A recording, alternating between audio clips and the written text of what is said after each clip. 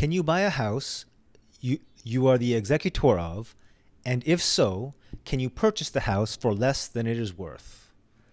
Wow. So I think this is kind of almost a self-evident answer. So I'll go through the kind of no-duh portion of the answer first, and then I'll sort of go into some of the reasons why, which may be not as apparent.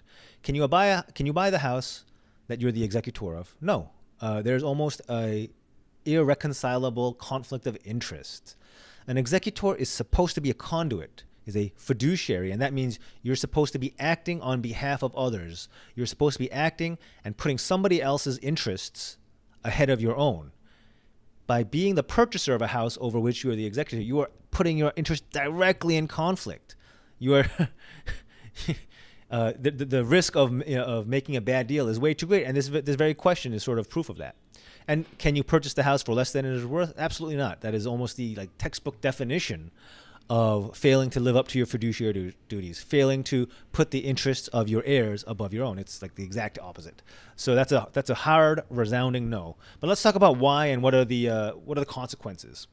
So we kind of went over why, because you have a fiduciary duty. Your job is to put somebody else's needs or interests ahead of your own. So what happens? Okay, number one, you're going to get sued. You're going to get sued for a lot. The heirs will sue, and it'll be easy. It'll be an easy win and easy recovery. And what I mean by easy win is this is such a settled and sort of black and white case that the heirs will win very easily. The judge will be in their favor.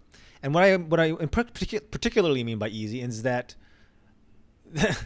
getting their money back will be really easy. They just take the house right back. So you'll have put money into the estate and lost the house. So kind of not a secure way of going about your business. Furthermore, if you are a bonded executor, and yes, there are jurisdictions where the courts do require an executor to bond, what that means is you filed an insurance policy that says that you will perform your duties as an executor adequately and well. Otherwise, this bond company will pay out and make the heirs whole. They'll pay a claim to the heirs.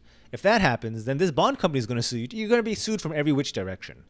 Lastly, if you do breach your fiduciary duties, if you fail to live up to your duties as an executor, and this would be an example of that, you will also lose your executor's commission. In most states, and here in New York, you are entitled to a percentage of the estate, or sometimes it's a reasonable fee or an hourly fee, but you're entitled to compensation for all the work you've done as an executor. And it can be a lot of work. But if you do things like this, the court will immediately eliminate your commission. So you'll have done all the work, you won't receive your commission. You may have paid, what you thought was a low amount for this house. That amount might stay in the estate or get tied up in litigation, and the house is just going to go back to the heirs anyway. So it's kind of a lose-lose-lose all around, and your reputation is terrible, and you're probably getting sued every which way and having to pay lawyers. So that's a big, hard double no. Try to avoid doing that, and hopefully this helps you understand why you shouldn't.